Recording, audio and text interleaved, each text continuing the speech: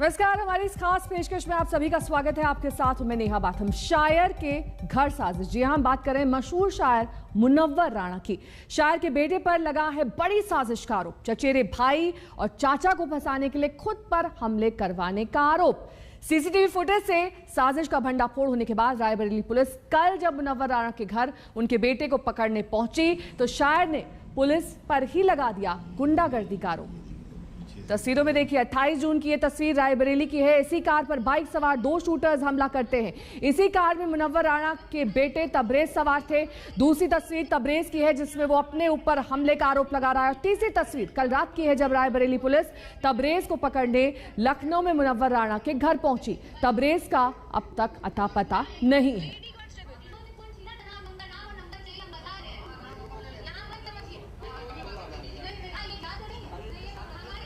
उस वक्त का सीसीटीवी फुटेज हम आपको दिखा रहे हैं जब तबरेज पर कथित तौर पर हमला किया गया। हालांकि अब इस थ्योरी पर कई सवालिया निशान हैं कि तबरेज पर वाकई हमला हुआ था या नहीं, क्योंकि पुलिस ने जो तफ्तीश में पाया है उसमें यह कि प्रॉपर्टी यानी कि संपत्ति के विवाद ने तबरेज ने खुद पर गोली चलवाई थी।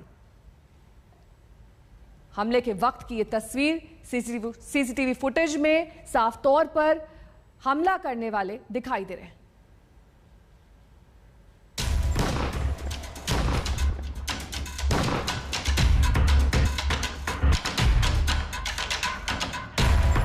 रायबरेली 28 जून, लखनऊ 1 जुलाई।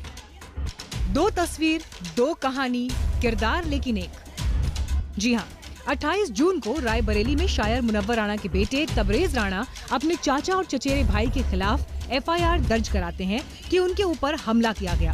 और फिर इसी सिलसिले में रायबरेली पुलिस कल आधी रात को लखनऊ में मुनव्वर राणा के घर सर्च ऑपरेशन के लिए आ जाती है। रात में आप हमारे घर के अंदर आएंगे, आप लिखित में कुछ दिखा दीजिए। अरेस्ट वारंट होता है या सर्च वारंट, कुछ आप दिखाइए। वो तो हमारे बेटे को मार करके ये भी साबित करवा सकती है कि मुनव्वर राणा बहुत बड़ा आतंकवादी है। जो हिंदुस्तान में जितने भी बम और ये सब आए हैं बाहर से, जो ये आ रहे हैं, जो भी हमले हो रहे हैं, वो सब उसी के इशारे पे होते हैं, वही करवाता है। कुछ दिन पहले आपने, आपकी बेटी ने भी कहा था कि आप लोग की जान को खतरा है, और वो आपके चाचा के। आज भी है खतरा, तो वही है, आज भी खतरा है। कोई मदद पुलिस की तरफ से दी गई आप लोग? नहीं, पुलिस ने कभी कोई मदद ही नहीं दी। पुलिस तो चाहती है कि ये एक रास्ते में एक ऐसा है जो बोलने वाला है, उसको मार लिया जाए। उसको पर तो हमें मार तो पाए नहीं, तो हमारी औलाद को परेशान। देर रात को शायर मुनव्वर राणा और उनकी बेटी ने पुलिस पर गुंडागर्दी के आरोपों की बौछार कर दी, लेकिन सुबह पुलिस के जरिए जो जानकारी सामने आई उससे कहानी पलटती नजर आई। आज तक को मिली जानकारी के मुताबिक रायबरेली में मुनव्वर राणा के बेटे ने अपने ऊपर हमले का आरोप लगाते हुए जो एफआईआर दर्ज कराई थी, उस पर रायबरेली पुलिस ने भी काउंटर एफआईआर दर्ज कराई थी। इसी सिलसिले में रायबरेली पुलिस शायर के बेटे तबरेज की तलाश में पहुंची थी, क्योंकि 28 जून के बाद से तबरेज गायब है। आज तक को मिली जानकारी के मुताबिक रायबरेली पुलिस ने जब 28 जून के मामले की जांच शुरू की तो कई सनसनीखेज बातें सामने आईं। पुलिस के मुताबिक फायरिंग से पहले तबरेज और शूटर्स के बीच रायबरेली के ओम क्लार्क होटल में 2.5 घंटे मीटिंग हुई थी। रात 12 बजे से 2:30 बजे तक तबरेज शूटर्स के साथ ओम क्लार्क होटल में मौजूद था। पुलिस ने होटल में लगे सीसीटीवी से ये जानकारी हासिल की। तस्वीरें देखिए, होटल के काउंटर पर सफेद शर्ट में तबरेज नजर आ रहा है। इसी तस्वीर में लाल टी शर्ट में सुल्तान है, पिंक टी शर्ट में हलीम। ये तस्वीरें आरोपियों के साथ तबरेज की मुलाकात की हैं। पुलिस के मुताबिक तबरेज पर किसी ने हमला नहीं किया, बल्कि तबरेज ने खुद हमला प्लान किया था। रायबरेली पुलिस ने पूरी घटना में शामिल 2 शूटर्स समेत 4 लोगों को गिरफ्तार किया है। जिन आरोपियों को गिरफ्तार किया गया है उनके नाम हैं हलीम, सुल्तान, सत्येंद्र तिवारी और शुभम सरकार। 4 दिन पहले तबरेज राणा से उनके प्लाट पे, जब हम उनके प्लाट पे गए तो उन्होंने कहा कि हलीम भाई एक हमारा छोटा सा काम करवा देते हैं। हमने कहा क्या काम किया? हमारे परिवार के चाचाओं से हमारा विवाद चल रहा है जमीन में, तो हमारे ऊपर गोली चलवा दो हाईवे। तो हमने कहा ठीक है, काम हो जाएगा आपका। तो उन्होंने कहा कि कल जो है भेज देना। तो हम दूसरे दिन इनके पास जो है अपने 2 शूटर भेजे। ये रतापुर चौराहे से निकले पेट्रोल डलाने के लिए रतापुर के आगे तिपला के बीच में। जब ये निकले तो हमने अपने 2 शूटर सतेंद्र और शुभम को भेजा, जो इन पे गोलियाँ चला दी और वो शूटर गोली चला के भाग निकले। और सर अब हमको बड़े लोगों से दोस्ती ही नहीं रही। सीसीटीवी से मिली इस तस्वीर को देखिए। ये दोनों गोली चलाने वाले आरोपी बताए जा रहे हैं। पुलिस के मुताबिक ये दोनों रायबरेली में होर्डिंग का काम करते हैं और कई बार जेल जा चुके हैं। रायबरेली के पेट्रोल पंप पर सरेशाम हुई इस फायरिंग की घटना में जब पुलिस ने तहकीकात की, घटना का सीसीटीवी फुटेज सामने आया तो चौंकाने वाला सच भी सामने आ गया। तबरेज ने खुद पर फायरिंग करवाने की साजिश रची थी। पुलिस ने घटना में शामिल 4 अपराधियों को गिरफ्तार कर लिया, लेकिन जो सच सामने आया वो चौंकाने वाला था।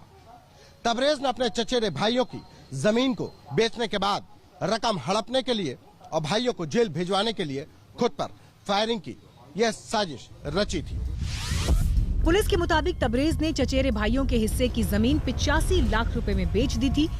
चचेरे भाइयों ने इसका विरोध किया था और तबरेज पर पैसे वापसी का दबाव बना रहा था। इसी बात पर दोनों परिवार में अनबन चल रही थी और फिर ये पारिवारिक विवाद एक बड़ी साजिश के रूप में सामने आ गया। संतोष शर्मा, लखनऊ, आज तक। तो तबरेज की तलाश में रायबरेली पुलिस कल रात मुनव्वर राणा के घर लखनऊ पहुंची। राणा परिवार के मुताबिक पुलिस के पास सर्च वारंट नहीं था।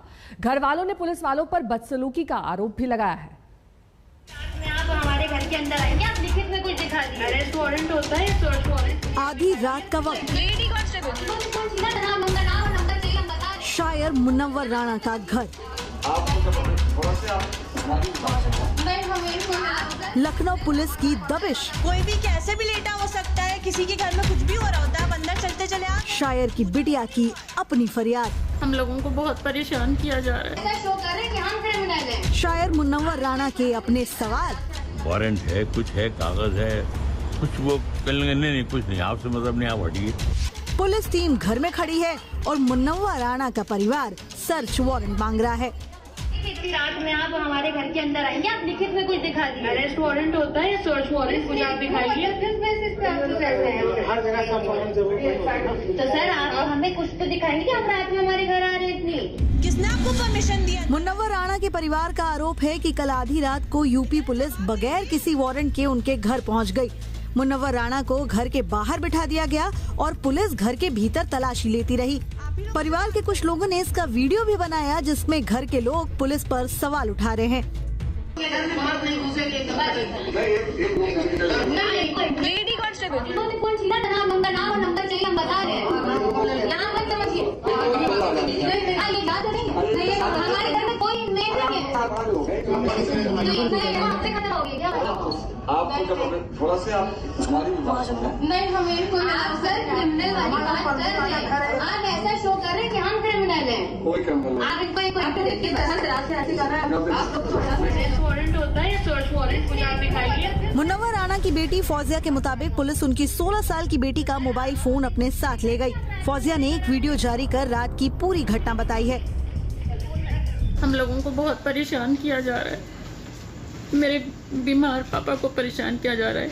ये प्रशासन बदला ले रही है मेरे पापा से और हम लोगों को इस तरह से परेशान किया। मेरी माँ बहुत पर्दे नशीन खातून है, इस तरह से पूरी फोर्स मेरे घर में घुस गई, बेडरूम तक चली गई। उधर मुनव्वर राणा ने भी पुलिस पर गुंडई का आरोप लगाया है। जंगल में लाश पड़ी मिलेगी बिकरू कांड की तरह, इसमें इतना हंगामा करने की क्या जरूरत है?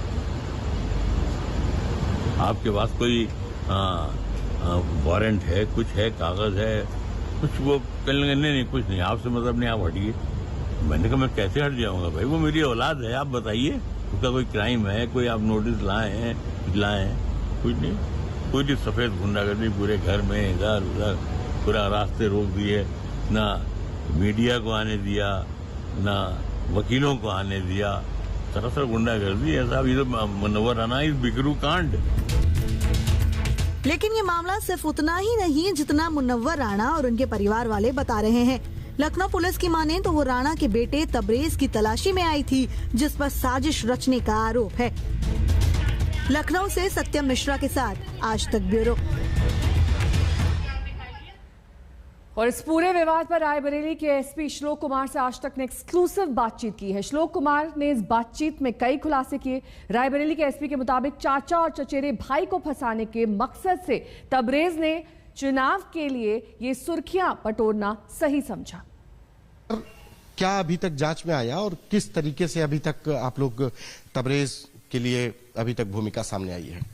देखिए, 28 तारीख को ये 100 नंबर के माध्यम से सूचना प्राप्त हुई थी। तबरेज राणा नाम के व्यक्ति ने ये जानकारी दी थी कि उसके ऊपर जानलेवा हमला हुआ है, जिसमें गोलियां उसके गाड़ी पर लगी हैं।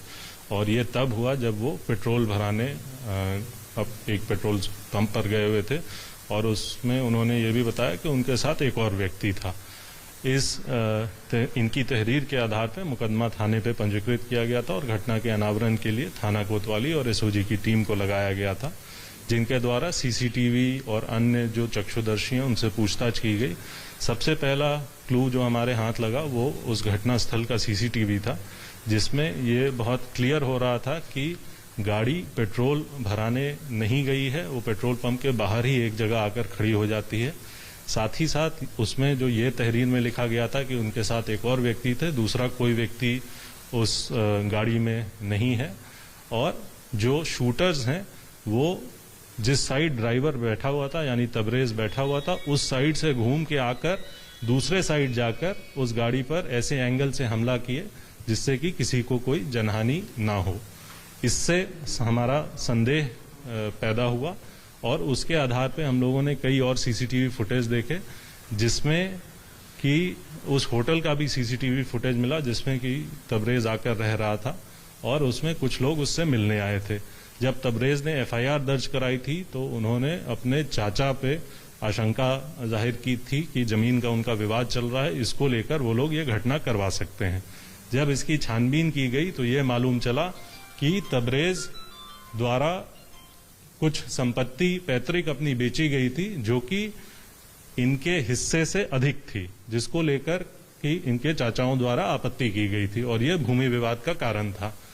जब उन लोगों से पूछताछ की गई जो कि होटल में इनके साथ दिखे तो ये बात निकल के आई कि तबरेज इस बात से परेशान था कि इनके चाचाओं द्वारा इस बात को लेकर आपत्ति की जा रही है, और हलीम और सुल्तान नाम के दो व्यक्ति के साथ इसने ये प्लानिंग की कि यदि इस पर हमला हो जाता है तो इसके चाचा लोग बैकआउट कर जाएंगे, और साथ ही साथ इसका ये भी प्लान था कि ये तिलोई से विधानसभा चुनाव लड़े, तो इसे मीडिया कवरेज और सरकारी सुरक्षा भी उपलब्ध हो जाएगा। इसके आधार पे, पूछताछ के आधार पे वो दो शूटर्स जो कि हलीम ने उपलब्ध कराए थे उनको भी गिरफ्तार किया, उनसे भी पूछताछ की गई और यही बातें प्रकाश में आई। रुकना होगा यहाँ, ब्रेक के लिए फौरन होंगे हाजिर कुछ और खबरों के साथ। देखते रहिए आज तक।